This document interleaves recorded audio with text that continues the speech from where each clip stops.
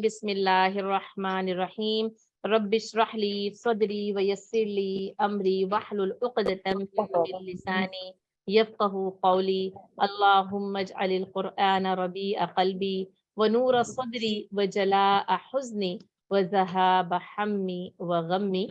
तो हम पढ़ रहे हैं सूरतुल अंबिया।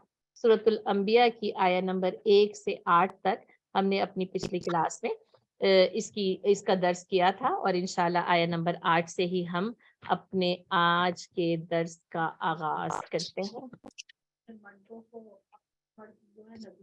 बिल्कुल सही, ठीक, बिल्कुल सही, दुरुस्त के हम सूरतुल अंबिया। आप में से कौन मुझे बताएगा सूरतुल अंबिया का मरकजी मजमून क्या है?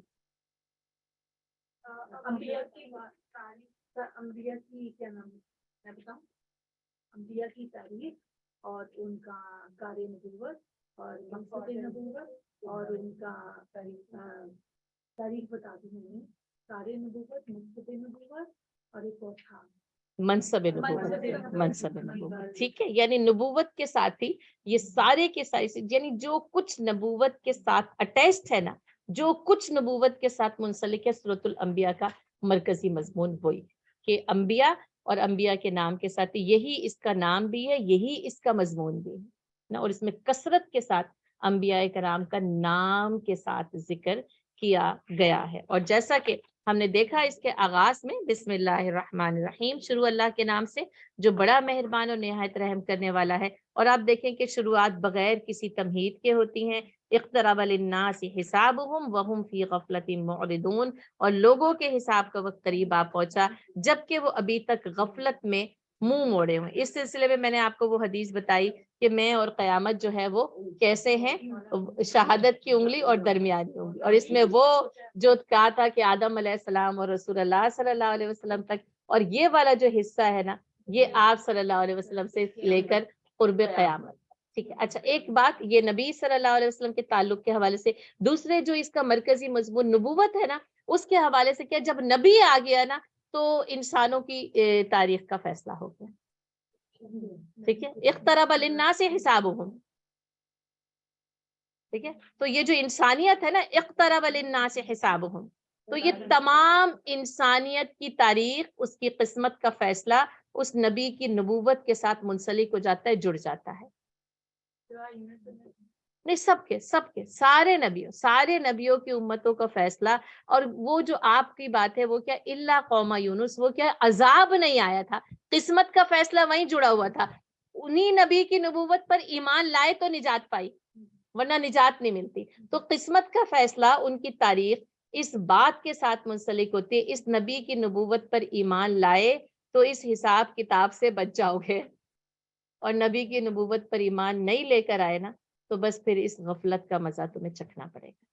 ठीक है, तो ये एक बात मुझे इस सिलसिले में वाज़े करनी थी। गो के हम अपने कुरान के तमाम दुरूस में इस बात को वाज़े कर चुके हैं, लेकिन सूरतुल अंबिया के हवाले से इस उसूल का जानना और समझना मेरे और आपके लिए जरूरी है कि यानी नबूवत, जब नबी आता है और ऐलान करता है कि मैं अल्लाह की तरफ से खबर देने वाला हूँ। और आप देखें कि मैं क्या सोचती हूँ कि ये मीडिया और ये सब कुछ ना, यानी खबर होती है ना, और नबी खबर देने वाला होता है ना। तो यानी ये जो जो भी कुछ आप मीडिया सहाफत के, ये तो अल्लाह ने आदम अलैहिस्सलाम के जरिए इसका आगाज कर दिया था।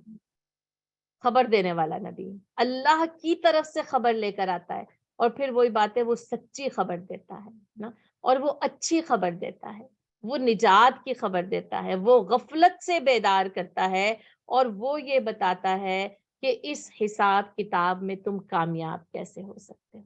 वो कामयाबी की खबर देता है, वो निजात की खबर देता है। नबी मंजिल की खबर देता है, नबी मंजिल का निशान बताता है, नबी मंजिल का पता बताता है। तो बहरहाल फिर हमने देखा कि अल्लाह ताला किस तरीके से जो है वो ये बता रहे हैं कि जब भी इनके पास इनके परवरदिगार की तरफ से कोई नसीहत आती है तो ये क्या करते हैं, वहुम यलअबून लाहियतन कुलूबुहुम। मैंने आपको बताया था कि ये लहव व लाइब जो है ना, जरा इसको हाईलाइट करें, और फिर हमने ये देखना है हमारी जिंदगी में फजूल, बेमकसद और बेकार बातें और मशगले, और वो किस तरीके से हमारी जिंदगियों और वक्त को जो है वो बर्बाद कर रहे हैं। और फिर बात यही थी कि आप देखें, पहले नबियों की नबूवत की दावत तो नहीं पहुंचाई, इशारतन तो मौजूद है, महजूफ है, लेकिन ये बता दिया कि जब नबी आते हैं तो कौम उनके साथ क्या मामला करती है ना। जब भी कोई आया और वो कहने लगे हल हाजा इल्ला बशरुम मिस्लुकुम ना, तो यूं समझने कि नबूवत के झुटलाने से इब्तिदा की गई। नबूवत की इब्तिदा बशरुम मिस्लुकुम के जरिए की गई है कि जब भी कोई नबी उनको ये बातें बताने के लिए आता है तो वो उसका सबसे पहले कौम जो मिल्लत उसका रद्द करती है ये कहकर कि ये तो हमारी तरह का बशर है। और फिर अल्लाह ताला ने फिर उनकी बातों को भी बयान किया और फिर ये भी कहा कि वो कुरान का रद्द कैसे कहकर करते हैं, अदगासु अहलाम, कहते हैं ये परागंदा और मुंतशिर से कुछ ख्यालात या ख्वाब हैं, बल्कि ये कि इसने खुद ही घर लिया है और इससे हमारे पास कोई मौजज़ा लेकर आना चाहिए। और ये फिर इसी तरह के नबी सल्लल्लाहु अलैहि वसल्लम से मौजज़ात का मुतालबा है। और लेकिन अल्लाह ताला ये कहते हैं कि हम इन्हें कोई मौजज़ा नहीं दिखाएंगे, इसलिए कि इनसे पहले कौमों को मौजज़ा दिया गया तो कौन सा वो मौजज़े देखकर ईमान ले आई। अच्छा, एक बात मैंने पहली आयत के ज़िमन में ही आप पर आज इसकी वजाहत की कि नबी की नबूवत के साथ ना कौमों की तारीख और उनकी किस्मत का फैसला कर दिया जाता है। अच्छा, दूसरी बात क्या है, जो कौम मौजज़ा मांग ले और मौजज़ा दे दिया जाए फिर अजाब इलाही लाजिम व मलजूम हो जाता है।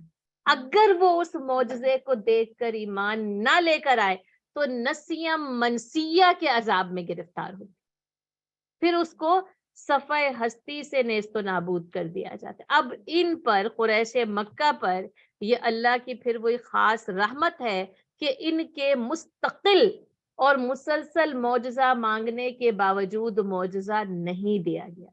तो ये मौजज़े का ना दिया जाना ये अल्लाह की खास रहमत का नतीजा था, वरना ये कि इन पर नसियम मनसिया का अजाब आता। और आप देखें कि इन पर नसियम मनसिया का अजाब कौम आद और समूद की तरह नहीं आया, नहीं मिटाई गई पूरी बस्ती या पूरी कौम जो है वो मिटाई नहीं गई है, लेकिन इनके ऊपर इनका इब्ताल करके अजाब आया है। ये बात मैंने सूरह तौबा के ज़िमन में आपके सामने इस फलसफे की वजाहत की थी कि कौम की तबाही का फैसला तो हुआ, लेकिन कैसे हुआ कि नसियम मनसिया का अजाब नहीं आया, जो ईमान लाए उन्हीं के जरिए, उन्हीं की तलवार के जरिए, हक की तलवार के जरिए बातिल के ऊपर हक गालिब आया। और सूरह बनी इसराइल में हम इस बात को पढ़कर है, कुल जा अल हक़्क़ु व ज़हक़ल बातिल इन्नल बातिल काना ज़हूक़ा। और सूरह तौबा में फिर ये बता दिया गया कि अब जो है वो फतह मक्का हो गई थी और फतह मक्का के बाद फिर वो 9 हिजरी और 10 हिजरी में फिर वो इस्लाम का मुकम्मल गलबा किस तरीके जो है वो सामने आता कि उनको उस हुदूद से निकल जाने का हुक्म दे दिया गया। ये उनके लिए नसियम मनसिया का अजाब था। और आप देखें कि उस बस्ती से जो उनकी आमाजगाह है, जो उनका जाहिर है आबाई वतन है, उनकी पैदाइश है, कबीला है, उनको वहां से निकल जाने का हुक्म जो है वो दे दिया गया था। ठीक है, और यहाँ पर एक बात जो दोबारा बतानी मकसूद है, फसअलू अहल ज़िक्री इन कुंतुम ला तालमून, दरमानदगी का इलाज, जहालत का इलाज पूछ लेना है।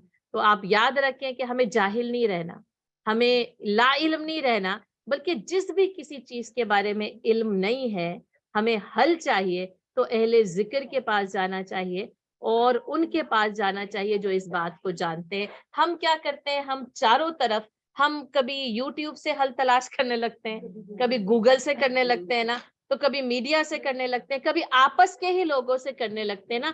तो हर कोई मुफ्ती नहीं है मेरी प्यारी, हर कोई आलिम नहीं है, हर कोई बात को सही तौर पर जानता नहीं है। इसलिए अहले इल्म से, अहले जिक्र से जान लेना चाहिए। मैं ये नहीं कहती, मैं यूट्यूब की अफादियत से इनकार नहीं करती, मैं गूगल की भी अफादियत से इनकार नहीं करती, अच्छी चीजें हैं, लेकिन जाहिर है कि उसमें से फिर वो अच्छी चीजों को चुनना और उसको देखना। और फिर आप देखें, एक अहले इल्म होता है वो अपने पर्सपेक्टिव में, जो उसके पास इल्म होता है वो उसकी बात करता है, अब दूसरे की बात सुने तो उसके पास भी दलाइल होते हैं ना। जैसे अब हमारे पास जाहिर है वो जो हम कहते हैं आइम्मा अरबा है, चार खास तौर पर अहम तरीन है, और भी उसके साथ मजीद जो है वो अहले इल्म है, तो उनके मुख्तलिफ आरा होती हैं, मुख्तलिफ तरीकों से वो उस बात को पेश करते हैं, डिस्क्राइब करते हैं, तो हमें उसको सुनना चाहिए, हमें उसको समझना चाहिए। बेशक आप एक तरीके पर किसी एक फतवे पर अमल कर लें, लेकिन बाकी 10 फतवों को बातिल नहीं करार दे सकते, ये याद रखें।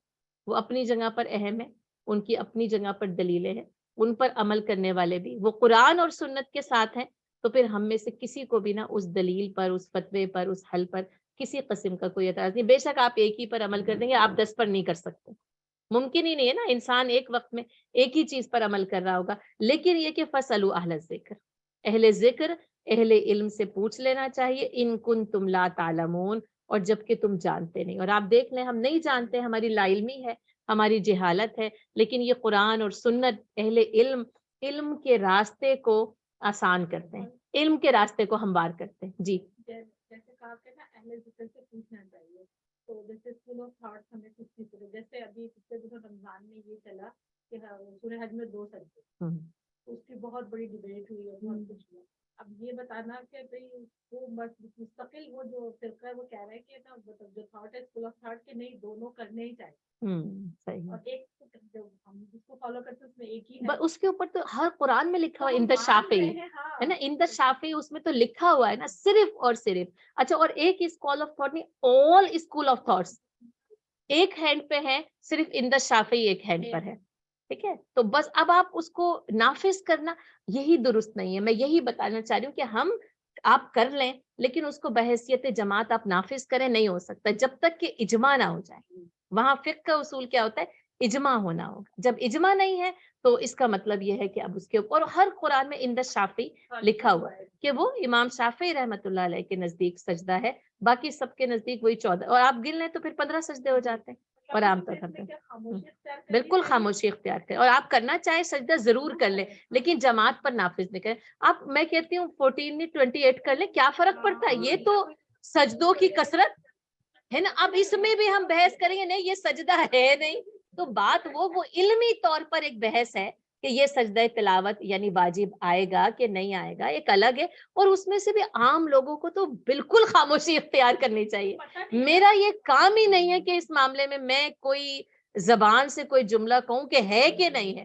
اند شافعی بس اتنا ہی کافی ہے میرے لیے، تو اتنا ہی کافی ہے کہ امام شافعی رحمۃ اللہ علیہ کے نزدیک سجدہ ہے، اور آپ کریں اور میں کروں، اور ضرور. اور میں کہتی ہوں 28 کے 28,000 سجدے کریں. آپ کس نے منع کیا؟ آپ کو سجدہ کرنے سے کون منع کرے گا؟ بحث اس پر آئے گی کہ بحیثیت جماعت یعنی سجدہ تلاوت ہے، اور وہ بھی علماء کرام بحث کریں. ہمیں اپنے آپ کو نا اس سے بس جان لینا چاہیے کہ یہاں پر یعنی ڈفرینس آف اوپینین ہے تو کیوں ہے، بس اتنا جان لینا میرے اور آپ کے لیے کافی ہے. اور یہ تو پھر وہی آ جاتا ہے فضول قسم کی بحث و مباحثے میں بالکل اپنی جو ہے وہ انرجی میں کہتی ہوں ضائع نہ کریں. اور انرجی سے مراد پھر آپ کا وقت آتا ہے، آپ کی صلاحیت جس مقصد میں کرنی چاہیے نا اس مقصد میں نہیں. میں کہتی ہوں وہ آیت حفظ کر لیں، جتنی دیر میں بحث و مباحثہ کرنا ہے نا تو اند شافعی کی آیت تلاوت سجدہ جو ہے یا آیت وہ تلاوت وہ یاد کر لیں. تو میں کہتی ہوں اپنے وقت کو نا اچھے کاموں میں، تعمیری کاموں میں، کنسٹرکٹیو ورک کے اندر خرچ کریں. ان ساری چیزوں سے نا بے نیاز ہو کر زندگی گزارے. فی زمانہ تو اس بحث و مباحثے کی کوئی گنجائش ہی موجود نہیں ہے. اس وقت تو اس چیز کی ضرورت ہے کہ امت مسلمہ متحد ہو، اس میں اتحاد ہو، اس میں تنظیم ہو. ہم ایک جسد خاکی بنے، ہم ایک ہاتھ بنے، ہم ایک دیوار بنے. کہاں ہم ان چھوٹی چھوٹی چیزوں کے اوپر جو کہ ان کے علماء کرام ائمہ کرام کے نزدیک تو کوئی وہ بات ہی نہیں تھی، بس انہوں نے اس کو دلیل دی، بس لکھ دی گئی. اور آپ دیکھیں حنفی قرآن روز پڑھیں اس میں لکھا ہوا اند شافعی، کسی کو کوئی اعتراض نہیں ہے. لیکن وہ اعتراض مجھ جیسا ہی کوئی کم علم اٹھ کے کھڑا ہوتا ہے نا تو وہی اعتراض کر کے اپنے وقت اور انرجی کو ضائع کر رہا ہوتا ہے. اور اس میں بہت ساری چیزیں اور مزید بھی. تو اللہ تعالیٰ بس ہم کو یعنی جو ہے وہ عقل اور فہم دے. جی نگت باجی.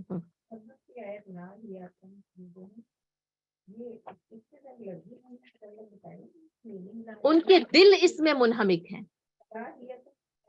یعنی جیسے فضول چیزوں میں منہمک ہے نا. نہیں لاہیت لہو ہے، لہو لاہیتن قلوبہم ایک کلمہ ہے، ایک پورا ایک کلمہ، یہ لا نہیں ہے.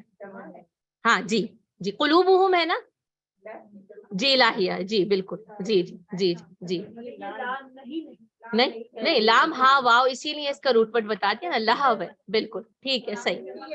ہاں ہاں کوئی بات الف واو اور یا تو آ بھی جاتے ہیں چلے بھی جاتے ہیں، اس میں کوئی قسم کی وہ جو ہے نا وہ مشکل نہیں. ٹھیک ہے، تو یہ جو ہے وہ یعنی جمع. ٹھیک ہے.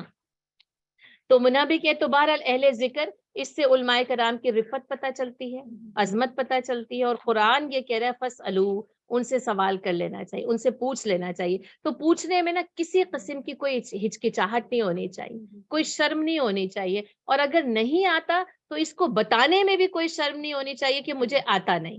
دیکھیے، تو اگر تم نہیں جانتے تو پوچھ لو۔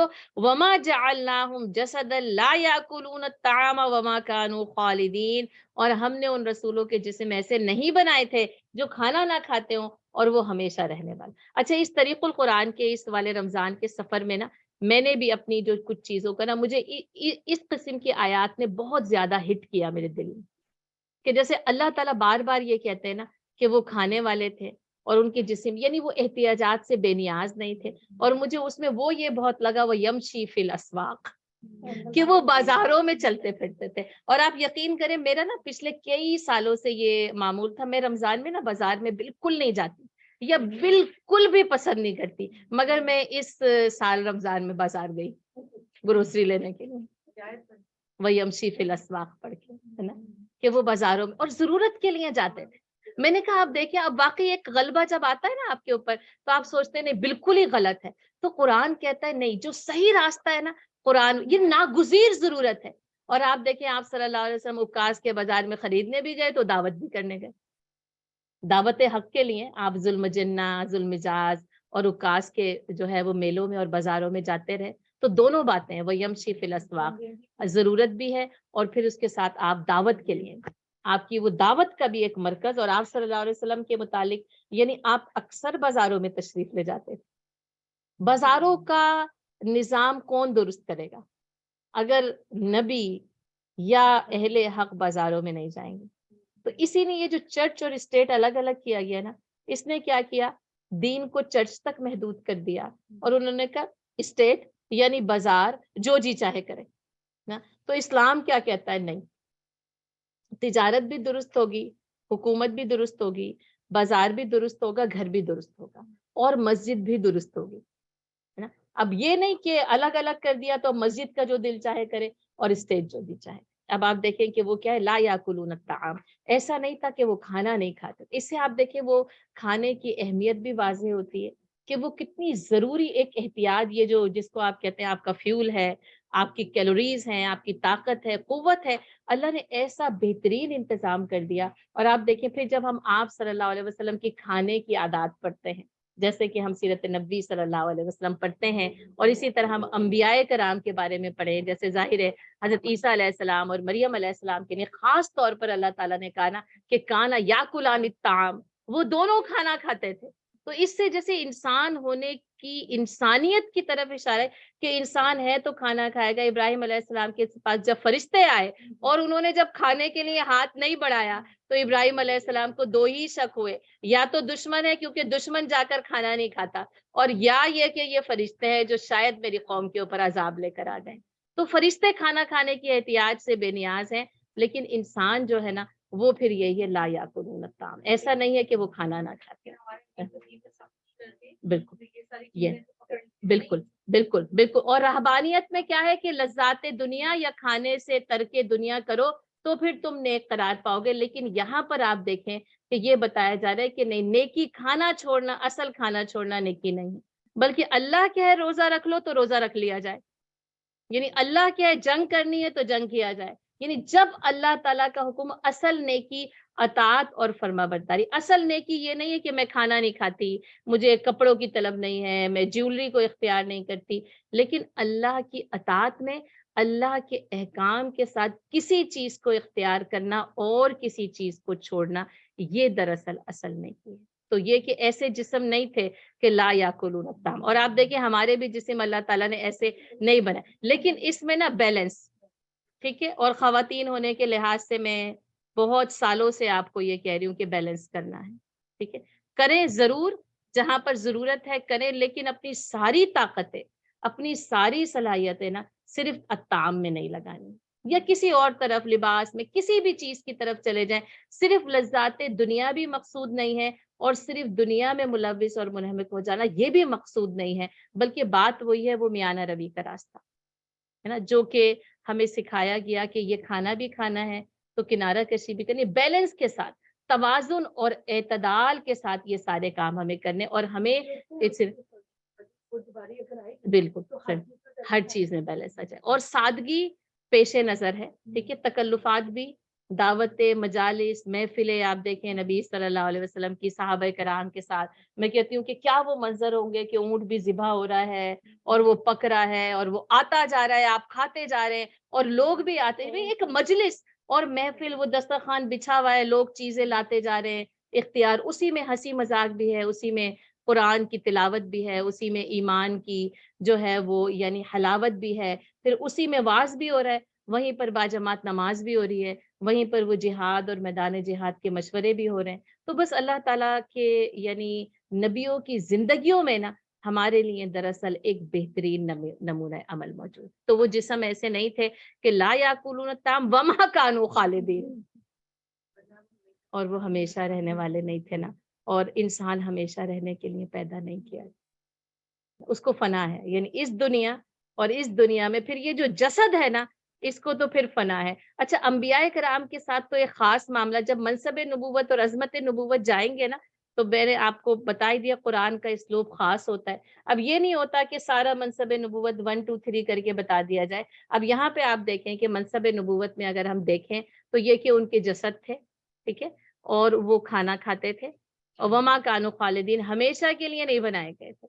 لیکن عظمت نبوت کیا ہے کہ انبیاء کرام کے جسم کو مٹی نہیں کھاتی، ٹھیک ہے، اللہ نے مٹی کے اوپر انبیاء کرام کے جسد کو کھانا حرام قرار دے دیا ہے۔ نبی صلی اللہ علیہ وسلم کی حدیث سے ہمیں یہ پتہ چلتا ہے کہ انبیاء کرام کے جسموں کو مٹی نہیں کھایا کرتی، ٹھیک ہے۔ تو یہ کہ وہ رہنے والے تو ہمیشہ نہیں، موت آئے گی، انک میتم و انہم میتون، آپ صلی اللہ علیہ وسلم کو براہ راست کہا گیا نا کہ آپ بھی مرنے والے ہیں اور یہ سب بھی مرنے والے ہیں، کل نفس ذائقۃ الموت۔ تو انبیاء کرام نے بھی موت کا ذائقہ چکھا ہے۔ اب دیکھیں آدم علیہ السلام، حضرت موسیٰ علیہ السلام کے حوالے سے روایت آتی ہے، صحیح حدیث نہیں ہے، روایت آتی ہے کہ جب ملک الموت آئے تو مکہ مارا ان کو، وہ دیکھ لے مکہ جو تھا نا، جو قتل کر دیتا ہے نا، ختم کر دیتا ہے نا، ایسا مکہ ہے، اور حضرت اسرائیل علیہ السلام کو مکہ مارا، کیا کرنے کے لیے آئے ہو میرے پاس؟ ایک روایات میں ایک یہ بات آتی، کیونکہ آپ کو پتہ ہے پھر انسان اور وہ جو پھر وہ مرنا تو نہیں چاہتا، جلال تکا تمہاری روح قبض کرنے کے لیے، ان کو بھی مکہ مار دیا حضرت موسیٰ علیہ السلام، ہے نا۔ لیکن آپ دیکھیں بس یہ پتا تھا نا، جب کہا کہ نہیں روح قبض کرنے آیا ہوں تو بس پھر سر تسلیم خم کر دیا۔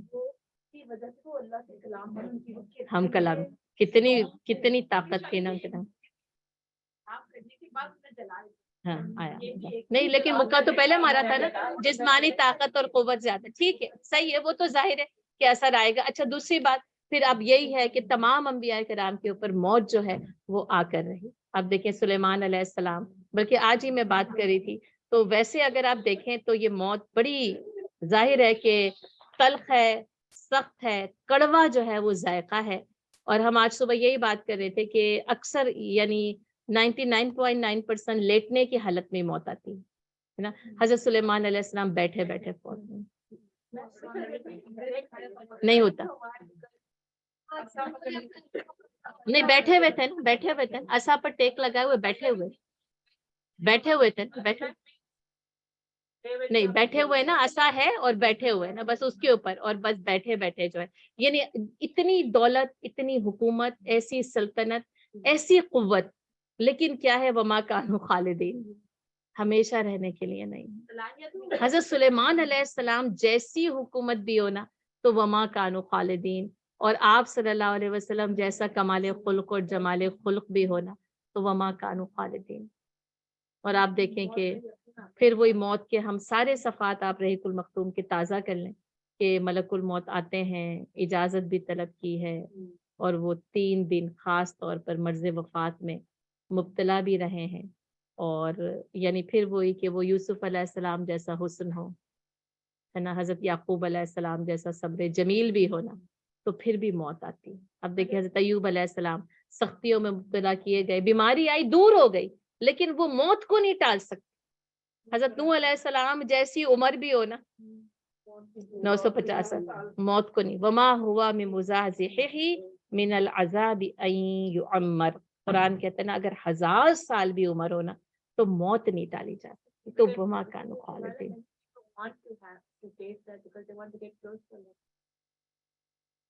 हाँ तो बस फिर वो आप देख लें कि कितना चाहते हैं और ये चाहत कितनी सच्ची है, ठीक है।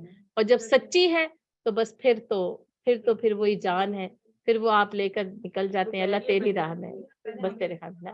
अच्छा अच्छा, अब फिर यही बात है हमारे अपने लिए मौत और लाजमी है, हतमी है, यकीनी है, ठीक है। वमा कानू खालिदीन, तो बात यही है कि मौत आनी है और उस मौत के लिए फिर वही की तैयारी कितनी कर रखी।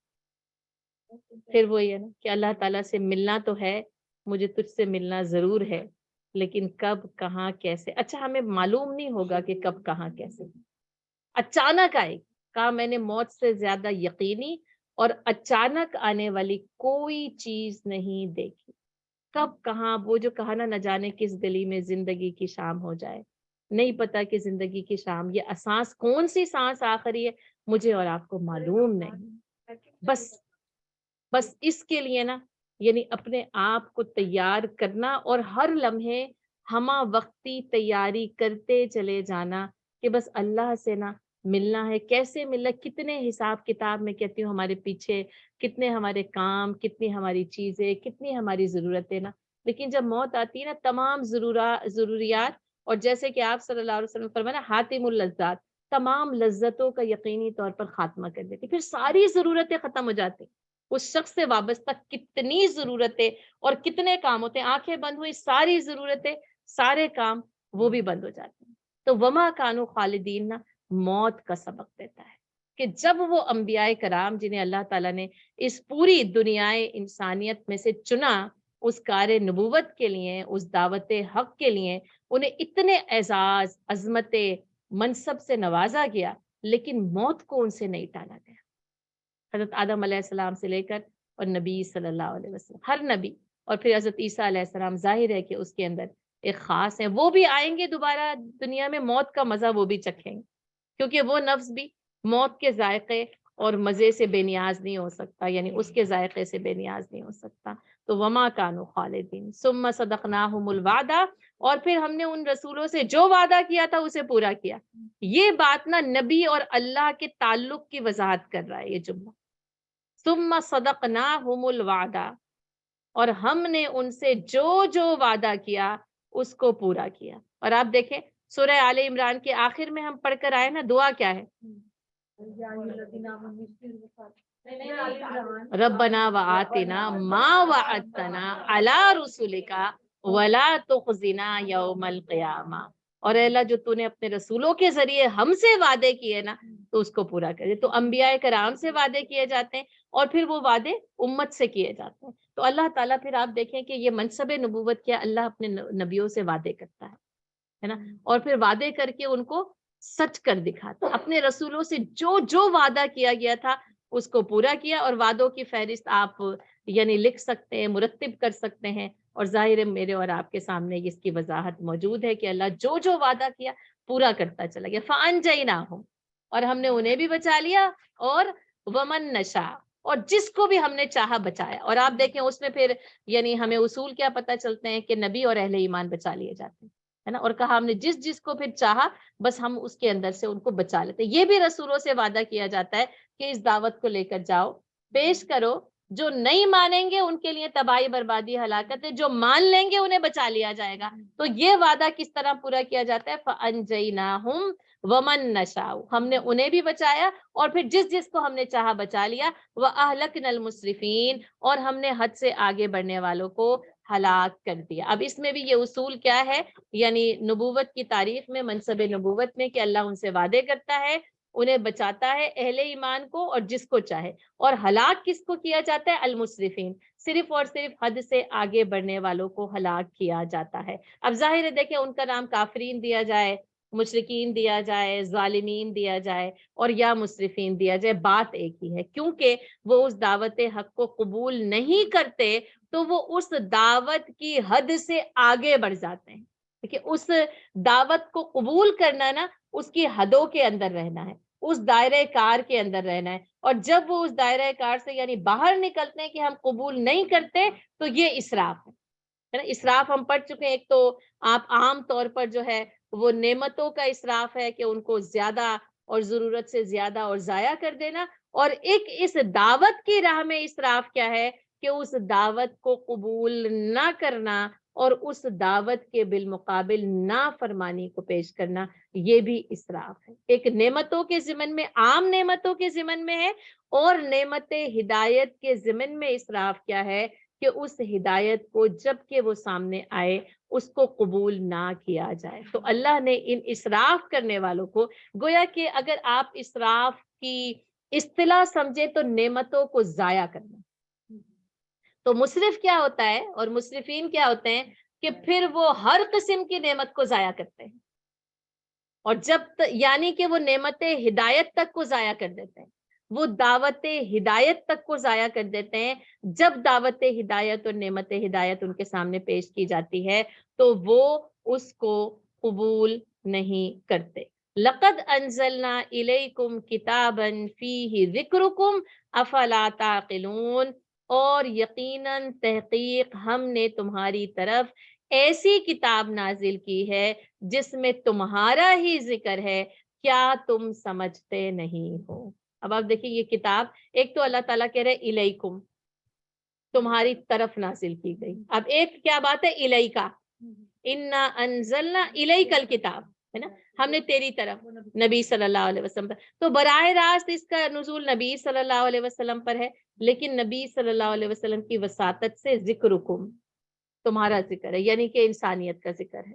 اور پھر اس میں جب بھی یعنی جو قاری بھی قرآن کی یہ آیت پڑھے گا نا، وہ اس کم کے ضمن میں وہ آ جائے تمہارے لیے، یعنی اب وہاں پر صحابہ کرام پڑھ رہے ہیں تو صحابہ کرام تمہارے لیے ہیں، یعنی پھر وہ جو بہرحال وہ مشرکین مکہ ہیں مخاطبین اول، تو یہ ذکر ان کا بھی ہے، ٹھیک ہے۔ پھر اس کے بعد آ جائیں تبا تابعین آ جائیں، پھر تابعین آ جائیں، تبا تابعین آ جائیں، وقت گزرتا جائے، یہاں تک کہ یہ کتاب میرے اور آپ کے ہاتھوں میں، ہر پڑھنے والے قاری کے لیے نا یہ ذکر حکم ہے کہ اس میں تمہارا ہی ذکر ہے، اور یہ قرآن کا اعجاز ہے نا، یہ قرآن نا یعنی ہر قاری کے لیے اس کی اپنی کتاب بن جاتی ہے، اس کے اپنے حالات کے مطابق۔ یہ اس کتاب کا ایک معجزہ ہے کہ اس کے حالات کے مطابق اس قرآن کی آیات اس کو سبق دیتی ہیں، اس کو درس دیتی ہیں، اور اس کے حالات کے عین مطابق ہوتی ہیں، ٹھیک ہے نا۔ یعنی آپ دیکھ لیں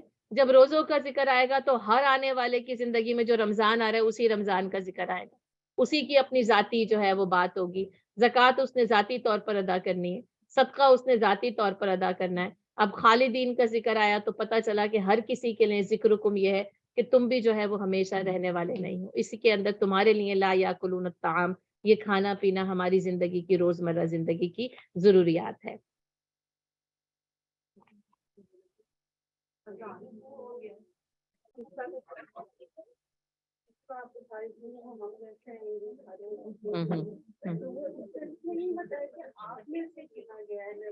ہاں، هل هذا الا بشر مثلکم، ہم نے پہلے ہی پڑھے نا، بالکل بالکل، ہاں بالکل بالکل بالکل، اسی لیے جی بالکل سر، ٹھیک جی، اسی لیے پہلے کہہ دیا نا کہ هل هذا الا بشر مثلکم، تو اسی لیے پھر اس کو بتایا گیا وہ تمہارے ہی جیسے انسان ہے، کیونکہ نہ تو یہ کہ وہ کھانے پینے کی احتیاج سے بے نیاز تھے، نہ ہی یہ کہ ان کو ہمیشگی کی زندگی دی گئی، بلکہ وہ تم ہی میں سے اور تم ہی جیسے جو ہے وہ ایک بشر تھے، ٹھیک ہے۔ لقد انزلنا الیکم کتابا فیہ ذکرکم افلا تعقلون، اور لوگوں ہم نے تمہاری طرف ایک ایسی کتاب نازل کی ہے جس میں تمہارا ہی ذکر ہے، تو کیا تم سمجھتے نہیں؟ تو اس سے ایک تو بات یہ پتہ چلتی ہے کہ کتاب جو ہے وہ یعنی امت کے لیے اور انسانیت کے لیے، اور اس میں اسی کا ذکر ہوتا ہے، اسی کے حالات ہے، انسانوں کے حالات۔ اس قرآن کا جو مخاطب ہے نا وہ انسان ہے، دیکھیے، اور اس قرآن کا موضوع ہدایت ہے، تو یعنی اس انسان کے لیے ہدایت، اور اس انسان سے مراد پھر پوری انسانیت ہوتی ہے، فرد بھی خطاب کیا جاتا ہے، جماعت بھی خطاب کی جاتی ہے، اور انفرادی طور پر ہم میں سے ہر کوئی جب بھی اس قرآن کو پڑھے نا، اپنی زندگی کے تناظر میں، اپنی زندگی کے حالات کے تناظر میں اس قرآن کو پڑھے، تو آپ کو پھر پتہ چلے گا کہ یہ قرآن مجھ سے اور آپ سے واقعتاً کلام کرتا ہے.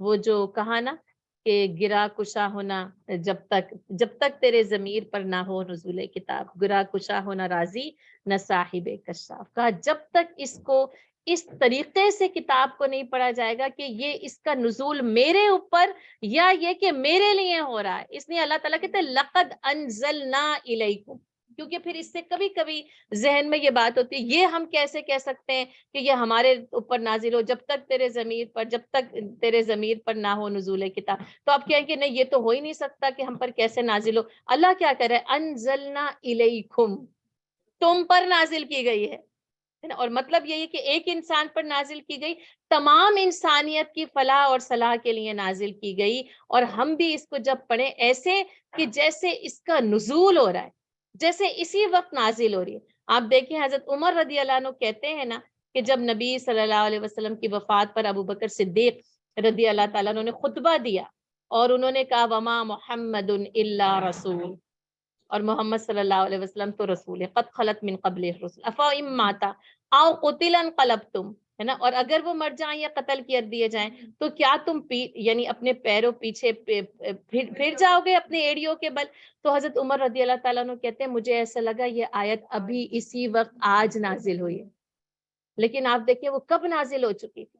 اسی طرح آپ دیکھیں کہ کچھ آیات اگر آپ بھی پڑھ رہے ہوں اپنے حالات کے مطابق تو لگتا ہے بس آج اسی وقت یہ اسی مقصد کے لیے. اور آپ دیکھیں نزول جو ہے وہ 1400 سال پہلے ہو چکا، لیکن اس کی حقانیت نہ ہر لمحے قرآن کی منکشف ہوتی رہے گی، جیسے کہ یہ آج ابھی نازل ہوئی ہے، اسی مقصد کے لیے اسی موقع کے لیے نازل ہوئی ہے. اور یہ ہر کسی کے لیے ذکرکم، اس میں تمہارا ذکر ہے ساری قوموں کے لیے. اور جیسے کہ آپ صلی اللہ علیہ وسلم نے فرمایا نا اس میں تم سے اگلے اور پچھلوں کے حالات ہیں، اس میں قوموں کے واقعات ہیں. اب ایک قوم کا ذکر ہوتا ہے، کون سی قوم گزر بھی چکی، اس وقت بھی موجود ہو سکتی ہے، مستقبل میں بھی آنے والی. اور جیسے کہا کہ اس میں مستقبل کے بارے میں پیشن گوئیاں ہیں، اس میں ماضی ہے، اس میں تاریخ ہے. تو یہ پورا کا پورا جو قرآن ہے نا یہ ایک ایسا زندہ جاوید معجزہ ہے جو ہر ماحول، ہر حالات میں، ہر وقت میں ایک اس قوم کی، اس انسانیت کی ایک زندہ تصویر کو سامنے رکھتا رہے گا، ہے نا. یعنی انسانیت اس کتاب میں ہر وقت نہ دھڑکتی ہوئی موجود رہے گی کہ تم پر ہی نازل کی گئی، تمہارے لیے نازل کی گئی، اور کتاباً فیہ ذکرکم، اس کتاب میں تمہارا ذکر موجود ہے.